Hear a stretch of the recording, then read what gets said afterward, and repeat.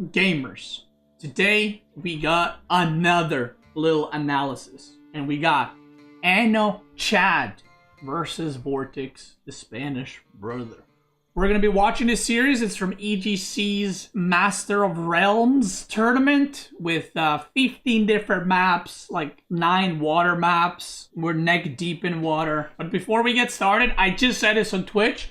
I'm saying this for you guys on YouTube. So I have the main YouTube channel that you're watching this on. I have the second YouTube channel, which is Beastyqt Clips, where all the highlights and clips are posted from Twitch there. Check it out. And I'll be making a third YouTube channel soon, and I'll try to update you guys as soon as possible, where there will be daily gameplay AOE4 videos, including uploaded videos from other games. So for example, my Elden Ring playthrough is going to be on that third channel. Name, don't know yet. We'll figure it out.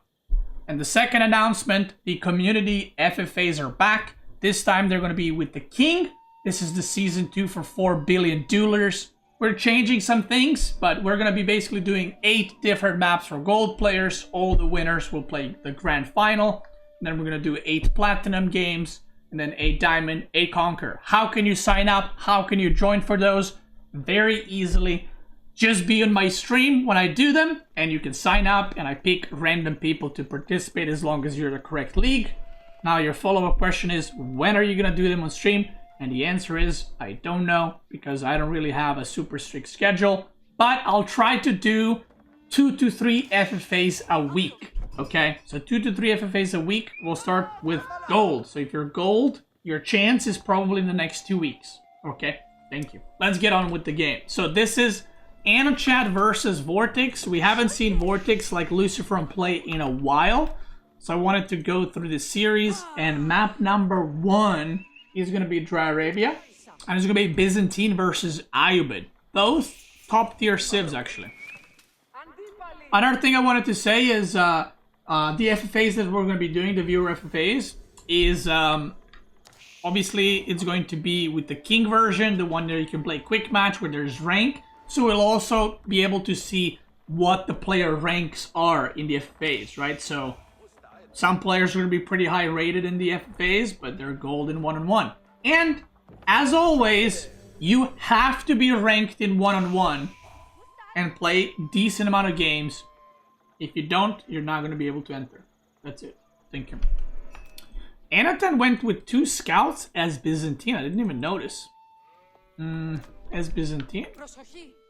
He got 13 sheep, so Vortex got 7. No, Vortex did not get 7. Vortex got 3. Vortex got 3 only. There's 1 here, and there's 2 missing somewhere, which are probably somewhere in the middle. Ay. It's gonna be his. Ooh, okay. So Vortex is gonna be on potentially 4 sheep, and Anatan is gonna be on 16 total, which is, I mean, quite good. That makes the 2 scout opening definitely worth it. The thing is, you don't really need sheep as Byzantines, which I'm kind of, that's why I'm kind of like, you know? Because you mostly want to focus on olive oil, and you want to focus on berries and farms, but maybe it's just take it away from his opponent. I'm not sure. I guess we'll see. He's going to be spreading out deer. Love that. Although he's not really spreading them out. He's kind of just killing them. Maybe he doesn't want them to be pushed. But we'll see what he's going to do. Archery range opening. Okay, that's to deal with the Desert Raider. So not a Horseman opening. This is going to be archers. Yeah, that's a shit ton of sheep. Look at that. And a couple of dead too. Archers are coming. Good timing right there. Oh, he's just fighting. He's going to lose the archer maybe. Oh. Scout! Hey! Luckily, he has 2 scouts. Vortex is not putting like 3-3-2. He's just putting all of them on 1, and then when they get low, he just switches to another one. I guess it's easier for him to remember to not get all the berries. So what is Ano Chad's plan here? He's got 2 on gold. He's making a barracks now. He has enough oil for mercenary, but doesn't have mercenary house. So, I guess he's not in a rush to get it. And on the other side, Vortex is just gonna go for... He went for 50 stones, he's just gonna go for age up. Fast age up, fast castle, as you usually do. Okay, so it's gonna be Sipahi, the mercenaries.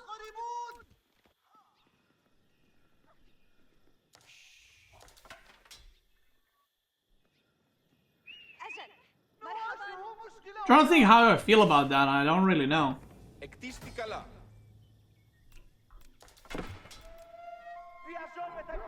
That villager is going somewhere, he's on a mission. No idea where he's going, but he is going somewhere. Scout almost dies to a wolf, okay, and he's gonna be pushing the gold.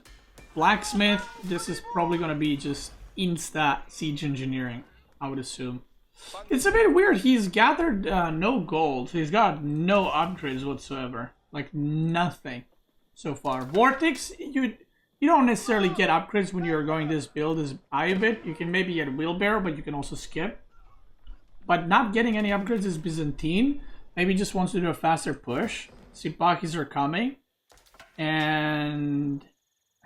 I don't know what you go for mercenary contract with this kind of thing. Yeah, siege engineering first. Okay. He's pushing away. +1 armor. He has no wood to make a ram right now. So a little bit kind of all over the place, I feel like. Sipakis are out. The tower to block the berries. Okay. Oh no. Oh right, dude, I forgot that Vortex got like 4 sheep. Oh, so Vortex ran out of food, so he can't... Okay, so he has, I think, 2 sheep here. Let's check. He's got 2 sheep, and this he left all on very low, so that when he ages up, he gets extra food. So he had to go out, which now is getting intercepted, and might be a couple of dead villagers at least. He towered this side. He's gonna go fortify outpost first. Okay. And then the deer, they're obviously here and here, which is pretty far away, so that ain't happening. And still no ram. Very late ram. I feel like that could have been a bit faster. Sipahi are here. Another round of Sipahi is coming. He didn't choose a contract yet. Which is kind of interesting. Maybe he's waiting to see what Vortex is gonna do.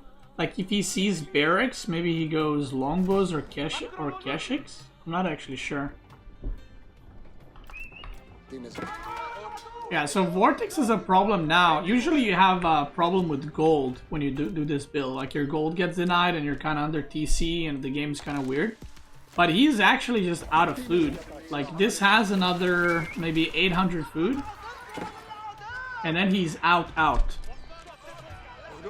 I guess Sipahi are to counter like the archers, because usually when you don't have gold or food, with Ayyubid you go for archers and you upgrade it, so maybe Sipahi are for that.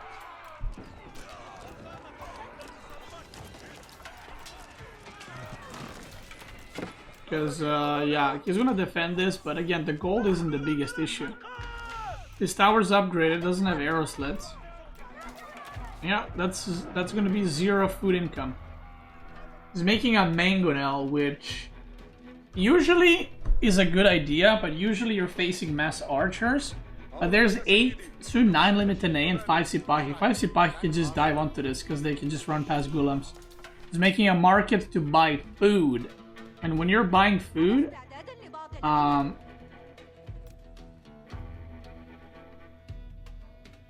what's it called? When you're buying food, 11 minutes into the game, that's not a good look.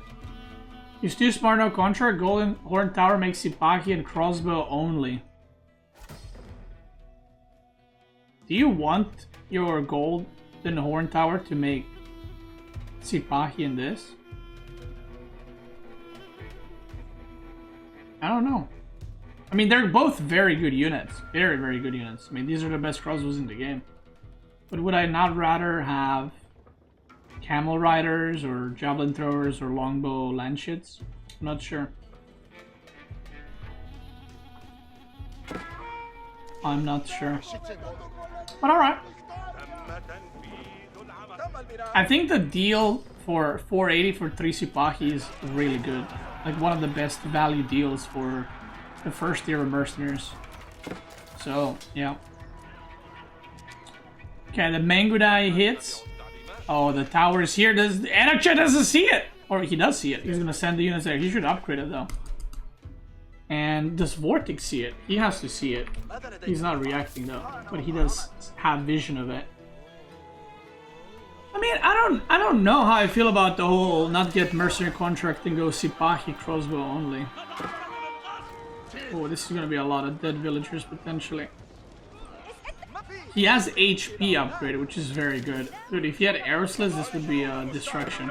Now he can dive the gold again because the units roll there. Ay, ay, ay, ay, ay, ay, that's a misclick right there.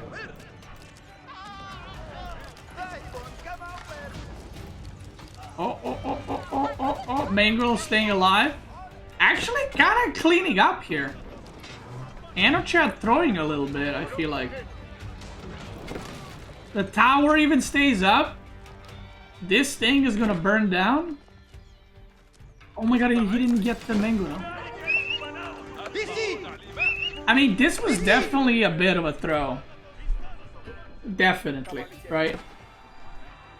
But he is playing Byzantines, so there's that.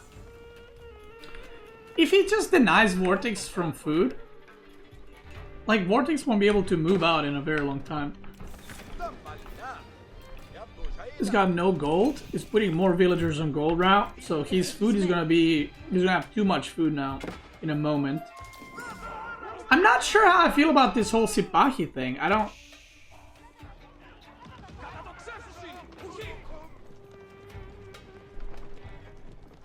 Like, if he had longbows, he could have picked off so many things. I don't. Like, Sipahi didn't really do anything this game. Even Keshiks, I think, would do better because they can do a lot more damage to Gulabs. So, I don't. I'm not saying this is a bad build, by the way. I'm not saying, like, I don't know, I haven't tried it. But I'm just saying that this game, they didn't really do anything. Maybe Vortex went, like, straight into archers. That could be good, but you know. But I think Vortex, after that, defended pretty well. He did some of the traitor out that he accidentally made. Kick W.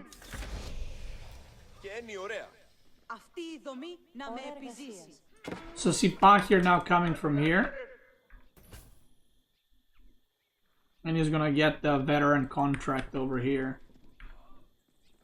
I mean, alright. He gets veteran Sipahi, which, by the way, Sipahi are insane units now, right? Like, they're very, very good now. You can raid with them. Look at that damage. They activate Fortitude. Very good. Very, very good. I think they're a lot better in this kind of situation in Castle than they are in Feudal Age. The thing is, Ayyubid, even though he survived and took 8 villager losses, which is quite a bit, it's not that bad for Annotant, because the whole point of Ayyubid build is to, like, age up and then put pressure on your opponent. You get the map control, and then you get relics, and then you 2 TC behind it. But if you're getting pressured and you're both in castle, that's not a good position to be in, you know? Like, they're same tech, same units, and Vortex is getting attacked. And he's playing against Byzantines, which he still doesn't have farms, which is a bit, you know, probably should have added more there, but he's still getting decent amount of oil. Okay amount of oil. No eco upgrades, and no wheelbarrow, by the way. It was very painful for Vortex because he had to run around a lot. But now, I think that Ayyubid eco is not great, and the Byzantine eco, if he just transitions to farms, is just gonna be like pure printing units. with mercenaries, with stuff. Like, look at the unit count. It's just increasing non-stop for him. So while it looks like somewhat okay for Vortex, oh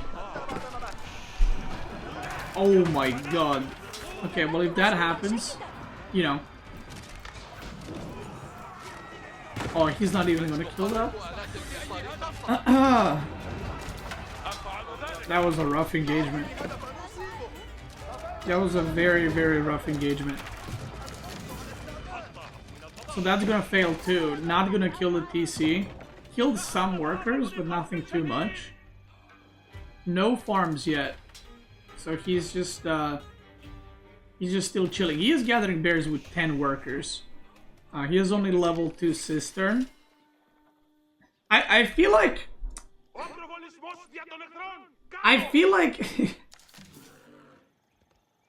do I say it? If he played another Civ, I think he would have lost this. Like, I don't think you can play another Civ against Ayyubid and have two pretty bad engagements where they end in kind of like a disaster, and then you're still fine.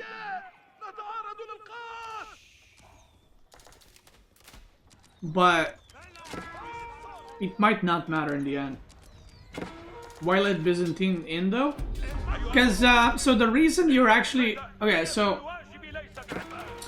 I guarantee you in like few days or even a week, you were gonna see a Reddit post like, everyone's saying Byzantine is OP, but we see it played in tournaments all the time and no one is banning it. And that's because people don't understand what's happening. So the reason why you're seeing Byzantine in the tournament, even though most players consider it the strongest Civ, is because there's very few land maps in the tournament. So when you're picking Byzantines, the opponent kind of knows what map you're going to play it on. And there's so many water maps. So basically you have a choice. Do you pick Byzantine on like the one map and the opponent knows you're going to play it, right? Or do you pick HRE or Rus or Bennett, right? Or China or Jushi Legacy that can be played on like the 4 water maps that you're going to be playing on, right? So the bans are prioritized on like Jushi Legacy, that is like one of the, if not the strongest water civs right now. Not because Jushi Legacy is a great civ on Dry Arabia, but it's really good on water, and most of the tournament is water, so... Yeah. I think this tournament you're going to see a lot of Byzantines going through. I don't think you're going to see a lot of bans on it. And if it does go through, it's going to get picked probably immediately. So, yeah.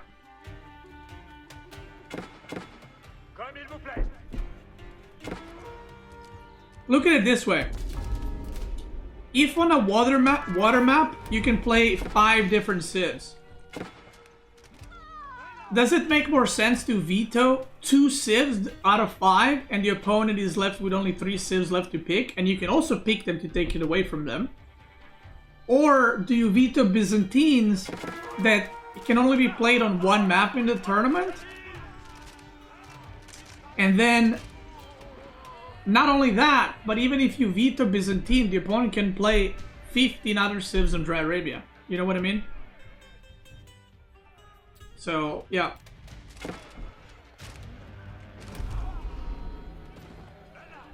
It's just numbers game, right? Sometimes we see this where a civ is like really bad, but then the maps come out and it's like the maps are very favored for that civ. You know, like, I think Mongol is a very good example of this, where you will see, what's it called? Mongols in general are not a good civ, but in tournaments they're almost always like S tier level, right? Because in tournaments we always have like hybrid maps that are very good for Mongol. But for example, this tournament the maps are not that great for Mongol, so you're not really going to see them first picked anywhere. So sometimes the balance of the game doesn't indicate what's going to be played in tournaments just because we play on different maps. But yeah. Like, I think at this point he's just printing units. The crossbows are now coming. Archipelago. He's making Sipah, he's not making crossbows, which is kind of interesting. I guess you want Sipaki to kill Mangonels. I will say he's been eating a lot of Mangonel shots, but like I said, I think Vortex is just falling apart. 37 workers killed. And this is the point in the game where you can't even wall, because there's just units everywhere. If you try to wall, you're just going to lose more units. Idle eco, food income is going down. He's got some here, actually. But basically, Vortex right now is just running left and right and trying to pick up the whatever he can. See, now he's going to push this back. See that? He's pushing it back. And his whole army is here. And the only reason he's walling there is because there's no units on the bottom side putting pressure. So he's just gonna try rush walling. Now, there's only one Varangian guard here. And I imagine if there was like 5 more, all these villagers, how many of them? 13 would either die or go idle. And this is not a wall. So yeah, now he's using this opportunity because he has units to just quickly wall. And, oh, he could have pushed there.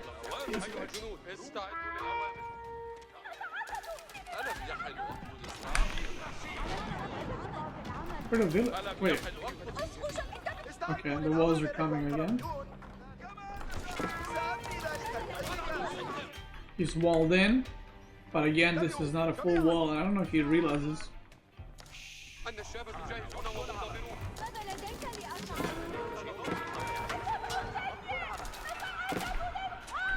It's an interesting build for Mana Tand, actually. I might try it. So basically right now, for those that don't know, by the way, he didn't pick a contract, which means that Golden Horn Tower can only produce Sipahi and the crossbows. It can't produce anything else. You can see he has them right here and they're auto-produced. And then at the end of the day, if he goes imp, then he can pick a contract that he wants. And, you know, he doesn't have to pick it in feudal, necessarily. And, yeah, I mean, Vortex is down on villagers, plus there's cisterns. It's only level 3 cistern, though. Oh, level 4 about to complete.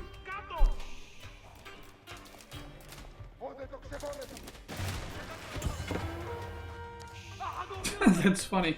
He destroyed the wall here, but this was open.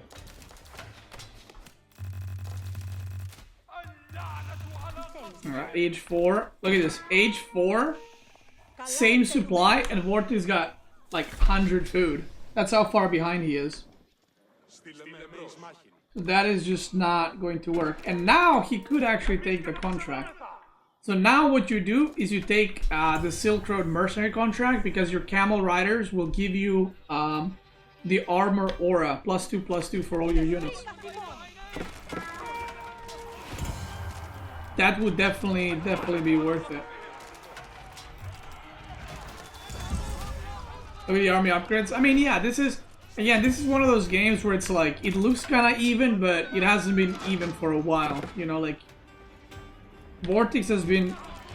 I mean, at one point, he was kind of holding, but then he took a lot of villager losses, so it kind of just snowballed further and further. Sipaki now. Boop, boop. And GG gets cold. I mean, listen, Ayyubid is all about the tempo, and if you don't get tempo, that's how the game looks like. Ayyubid is a top tier civ, but if you don't get that advantage early on, then you're going to have a very rough time. Because the economy of Ayyubid is just crap. So Anatan beating Vortex. Now, about 6 months ago, that would be a crazy result. And maybe it still is. We don't know. This is game number 2, and this is the interesting part. This is why I wanted to watch this series. This is game number 2 between Vortex and Anatan. Once again, we haven't seen Vortex play in a while. But I felt like this was the kind of like the true test. You know what I mean? For Anachat. If he can beat Vortex on water map. Because again, Vortex and Lucifron were the best water players. Especially on like full water maps. Like this or Holy Island or Baltic. So I felt like I was actually streaming Elden Ring when they played game 1. And people told me the results. And I was like, oh, what were the civs? And they were like Byzantine versus Ayyubid. And I was like, I mean, okay. It's Byzantine, right? So maybe Yeah. But I was like, what's the second game? And then people told me Archipelago. And I was like, okay. That's what I want to see. Right? Because if he beats Vortex there, assuming Vortex doesn't like Giga Potato, that's pretty good. And that's why they call him, by the way, Anno Chad. It's not Anno Tan. He needs to change his name to Anno Chad from now on. Although we've been calling him Anno Chad for a while. So let's see it. I've tried Roost on this map, and I'm not really sure how I feel about it. I feel like, you know the usual build that you do with, like, you chop 2 trees, you make 2 fishing boats, and then age up? I felt like it wasn't as good. It's not as good on Archipelago as it is on some of the other maps. It just didn't feel as convincing, if you will. So we'll see what he's gonna do. He's still chopping wood. Maybe he's gonna go 3 fishing ships? No, he's just gonna continue making. Okay. So yeah, I tried that thing, and it was just like, nah. Not great. He's making a transport ship?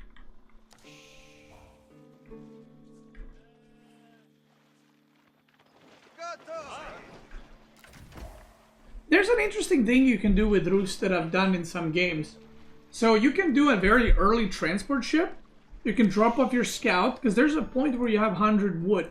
So in order to not have idle time on your dock, you can produce transport ship that is 100, transport your scout to anywhere, like here, or at the opponent's island, then transform it back into a fishing ship that's cost 75.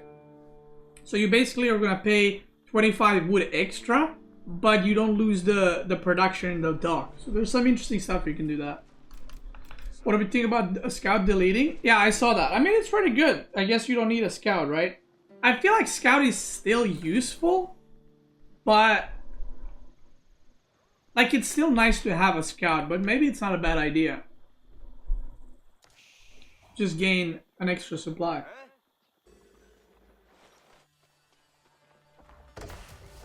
That's a chapel right there. You even get the boar. You're probably not gonna need it, but that is a chapel right there.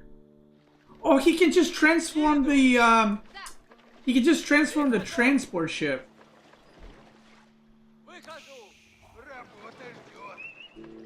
Okay, I like that. Yeah, now he can transform the transport ship. Yo, he can pull the boar! Oh, that's funny. That board is definitely in range of this. I don't know if it can go all the way around gold. That's kind of funny.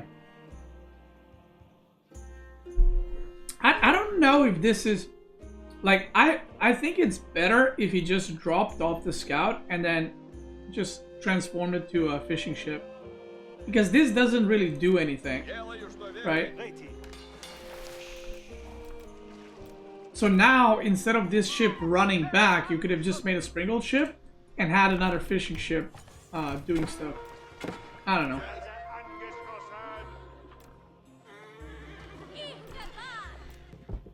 Scout Dedge.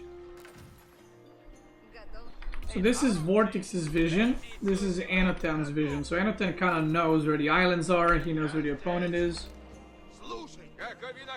Lodia attack ship. 1-1. More fishing ships from Vortex. He's kind of going wild, isn't he?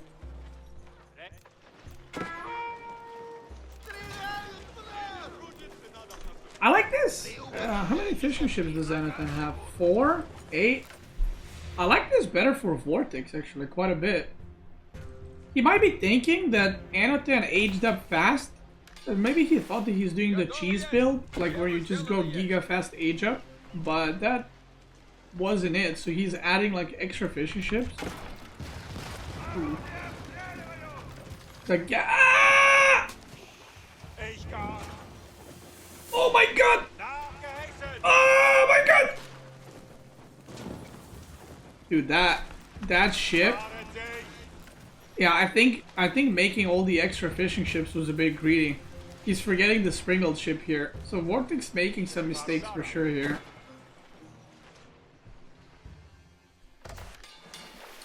Now Anochad is on 4 fishing ships only. He's making another one now. The Rus Eco is really weird in this map.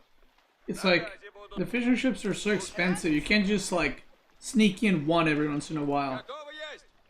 You know, like 175 wood ship. It's like your ship is just giga expensive. It's floating a lot of resources. You have double broadaxe already. I'm thinking demo ships now. Like he's got a shit ton of food because he has a lot of fishing ships. Now what I don't like about Rus is actually your ships are so big.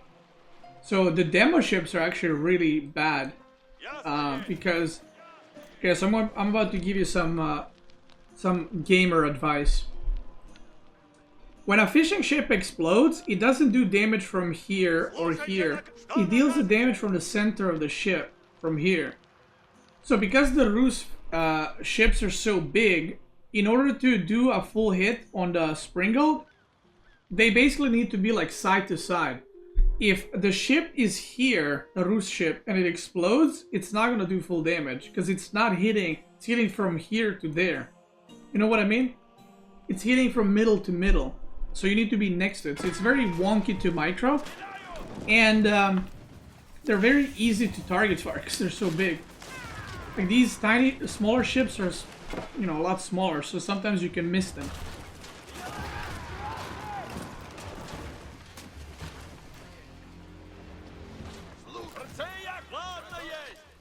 Wait, where the fuck are his demos? Oh shit, he blew up his eco. He blew up 5 fishing ships with 2 demos in the middle of that fight. I missed it.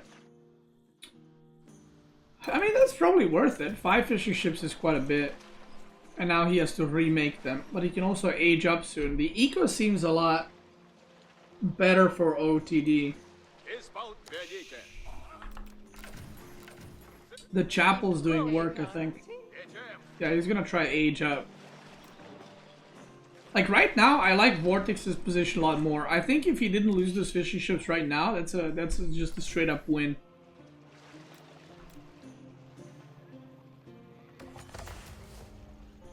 Because Rus Eco doesn't seem to be that strong. You get 20% extra wood, but you get that with China and Jushi Legacy. So yeah.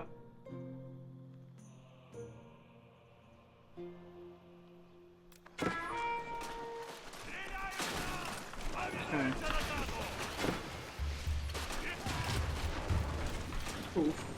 Yeah, Vortex is definitely not microing too well here. I don't know if he got caught off guard, like he was doing something else and he saw it and was like, oh shit.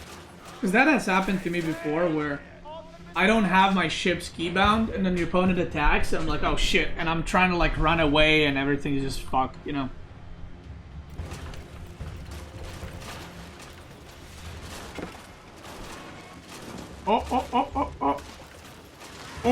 Oh, that's a big hit right there. That was a big hit right there. Now, this is the problem when you age up too fast, you know. Or like when you age up, but you have less ships or, you know, not enough units to defend. You can't get the upgrades because you're gonna die. So now you're kind of stuck making units.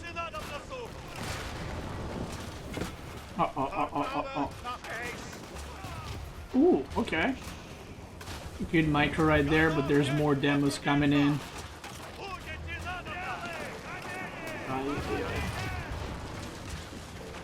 The demos are definitely hitting.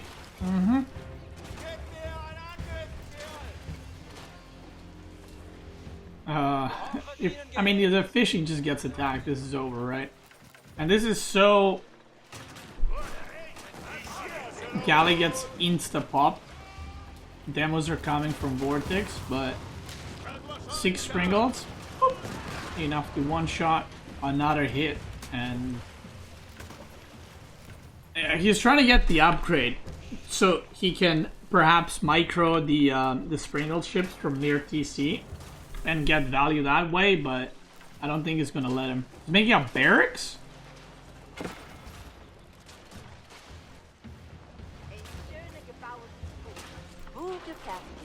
Maybe he wants to like drop off some units, but I don't think that's gonna be working out. So he's got +1 range now, right? There's a mosquito. Oh my god, I got it. Dude, look at this. I'm the mosquito god. Or like mosquito slayer, more likely, yeah.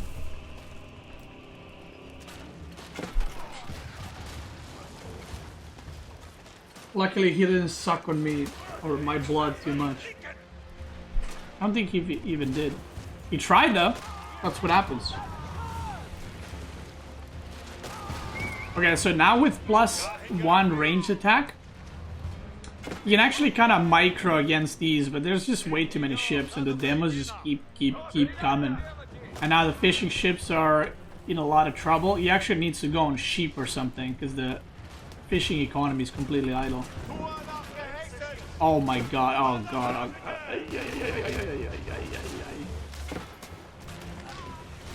You know what?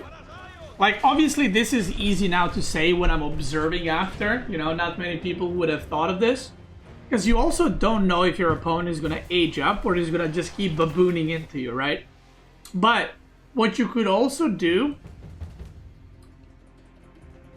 if he, like, obviously, again, he didn't know, but if he could know that the game is going to go on, but he's not going to be able to push back, actually just buying stone or just getting stone, and imagine if these three had arrow slits and he was defending like this, right? He would be able to hold enough. I'm not saying he would win the game, he's probably still kind of dead, but he would get so much value from it, because even if the demos come to kill the docks, you can emergency repair them. Boom. But yeah, at this point, it's just... I mean, AO10 target fire the demos really well. Oh, as I say that, hold up. Doesn't lose any. Another... Ah! Sometimes when you're defending this, like, the best thing you can do is just make demos and hope they hit. You know, because you're so far behind, it's like... You know, you can kind of hope your opponent is napping and then you just get a demo and kill everything. I think if he didn't get caught off guard here, Vortex, I think that would have looked a lot better for him, but... Anachan beat him. And another map that actually Vortex is quite good at. Okay, so this is game number 3. Right now, Anachan is leading 2-0 versus Vortex. Chad, excuse me. And we see Acid versus Japanese. I haven't seen this matchup too much, actually. Kind of interesting. Just see how it goes. Do you feel Chad played extraordinarily well or Vortex made too much mistakes? It's hard to say. I think on water, it's like one mistake and you're dead. And Vortex made that one mistake and Chad micro really well. I think Anachan played really well. And we'll see if he can keep it up, you know, against other opponents next week and all that. But yeah, I'm not sure how this matchup goes. Because Japanese is probably going to go with the Cocker Township. Age up super quick and go here. But because Abbasid has cheaper docks, you can actually just go like 3 docks. So one of the one of the ways to deal with Shinobi and water maps, you can just make another dock. But because Abbasid and Ayyubid docks are 50% cheaper, you can just go 3 docks. And then, even though Abbasid has nothing to deal with Shinobi super early on, Shinobi at the same time are not as efficient against Abbasid because of the multiple docks. Yo, he's cooking him! Oh my, he's cooking him! You can kill that with villager now. Ay, ay, ay. Ano Chad.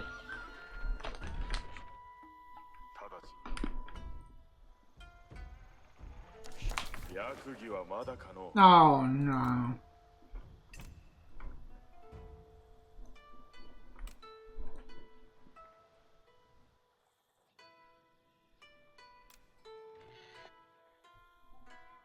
Did he go all the way around? That is pretty bad. Look at the timing. So basically what's happening, the shinobi will arrive here, but the military wing is going to finish. So this dock is not going up. There's 2 docks here already, which Vortex doesn't know about. Look, he's making fishing ships. Because he thinks there's nothing. See that?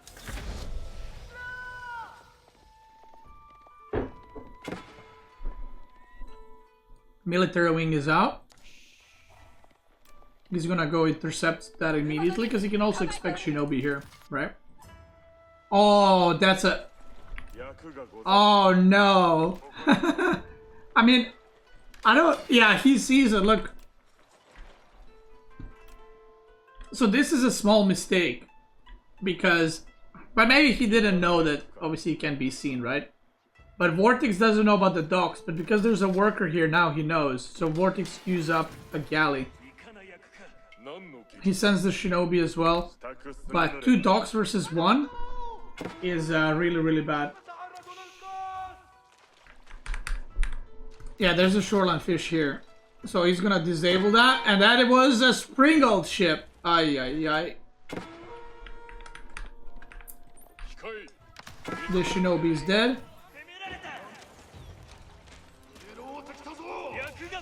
Second dock in order to defend. Yeah, he scouts, he sees 2. This would have been like game over, by the way, if you didn't see the villager there.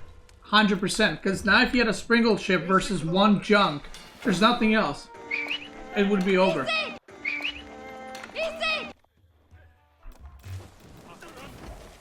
Oh, I think Vortex is trying to...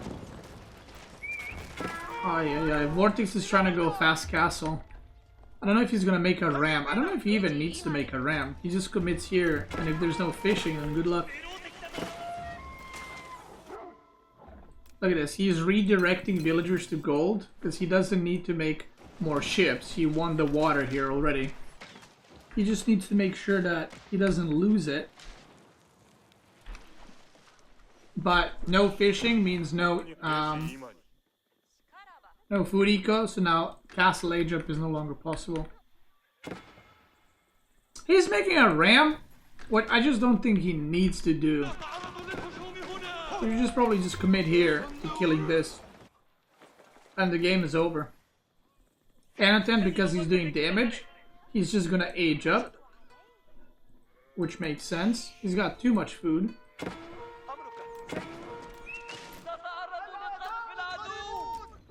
Like, this was definitely a mistake from Anatan. There's no reason for him to lose this, right? If he, instead of making a ram, made another 2 boats and just defended from shinobi, he denies the eco and that's it.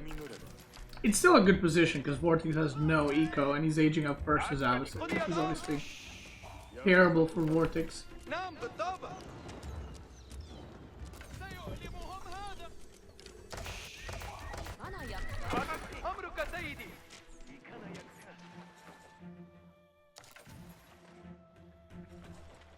Yeah, this is, I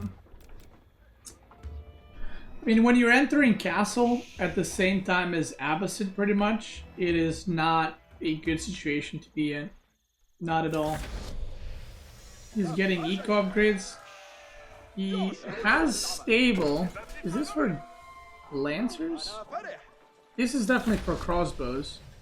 Nope, he's gonna go camel riders. And that's probably it. Vortex is now going to commit to mounted samurais, but he's on 1 dock. Thing is, Anatan could have also made a dock here and denied this pawn. And if he does that, then it's 3 pawns against 1. And then Vortex is in full all-in position.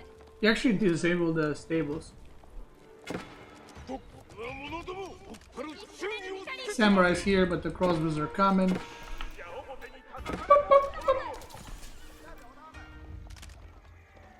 If he just doesn't take like bad shit insane amounts of damage, he's fine here. And he's got 3 archer rangers, so he's chilling. Dock attempt, stop. Yeah, I think this was a bit of a mistake. Like, this should never go up, but...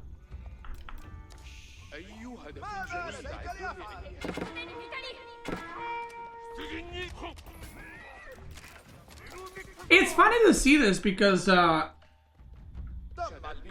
Vortex is usually the one that's giga aggressive. I mean, he used to be like the most aggressive player, right?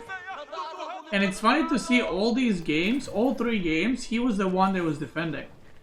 Like, he was the one that was in game number 1, he was rushing castle, but he was playing defensive whole game. Game number 2, he was playing defensive OTD. And then this game, he was also the one put under pressure.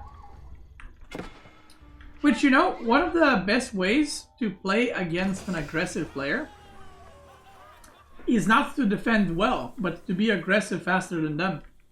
Because aggressive players usually don't know how to defend as well as they do know how to attack.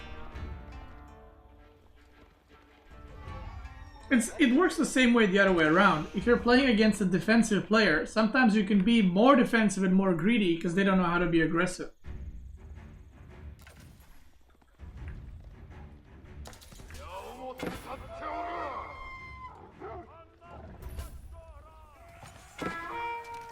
Feudal aggression is not that good anymore? I disagree. I mean, Anotan won game 1 because of feudal aggression. I mean, there's a lot of water maps, right? So you can't really do feudal aggression on Archipelago. I mean, also Archipelago feudal player did win. So, but these water games usually turn into like castle rushes and stuff because you have so much eco with fishing. And at this point, like beating Ayyubid is pretty rough. With boot camp, you got extra HP.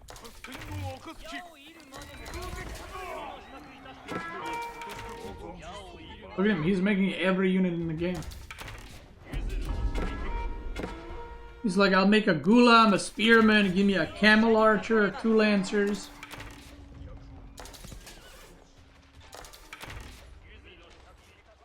Who's the best defender and attacker? I mean, I don't know.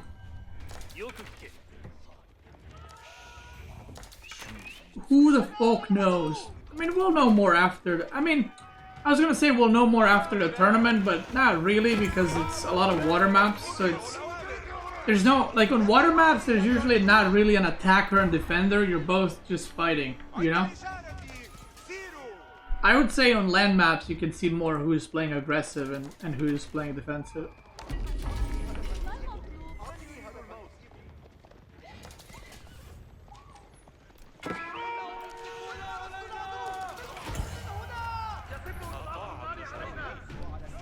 Beasty being humble at who's the best defense player. I mean, my last best of 5, I attacked all 3 games. And won very quickly, so I don't know. There's also like, I don't know. It's potato, but it's like, is it who, like, I don't think I'm a defensive player, I just think I'm good at defending. You know what I mean?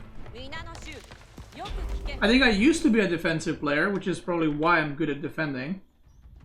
But I think these days, I just, like, if the Civ is defensive Civ, I play defensive. If Civ is aggro, I play it aggro, you know?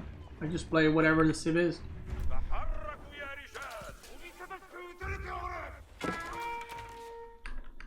But Vortex is holding on, to be fair. I think things definitely did not go his way. I do think Anotan made a mistake here of letting him back on the water, but Vortex now has 4 relics, and the last one is here. And he's back on both ponds, because he also won this pond. He's doing some damage, but obviously he took 9 villager losses. I don't know about the archers, though. I know that, I don't know if Vortex does, or sorry, Rooster does the same. I know that Vortex likes the Japanese archers, but I feel like if he went mounted samurai into Onas or samurais, probably Ona Bugashas, that would be a lot better, and it would pretty much they would do the same role as archers. But archers have a weakness in mangonels, and Onabugeshas have weakness in archers, which are covered by Mounted Samurai, so... I don't know. Oh my god, that was lucky that he did not hit that.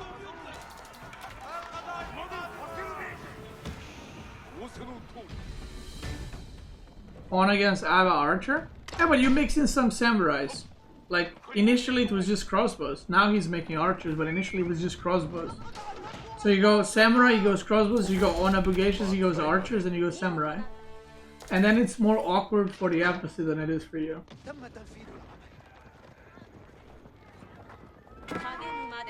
Look at that spy sheep.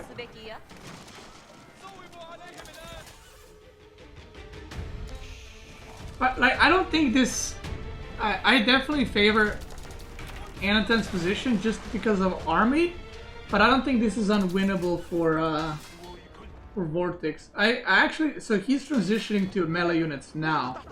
He's making Onabugeshas now, but it's too late. And he's also... Now he's transitioning Onabugeshas into archers, which is not good. But I think if he actually went Springolds here, I think he's fine.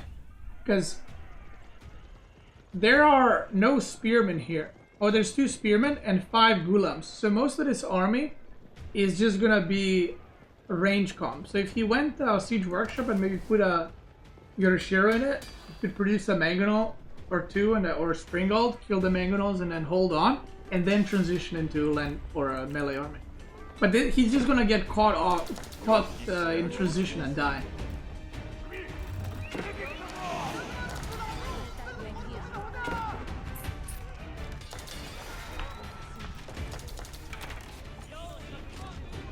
Like, all you need to do with the Mangoler army is just not fucking Pepega and, like, leave them open or overextend, and you're more than fine. He's still making some archers.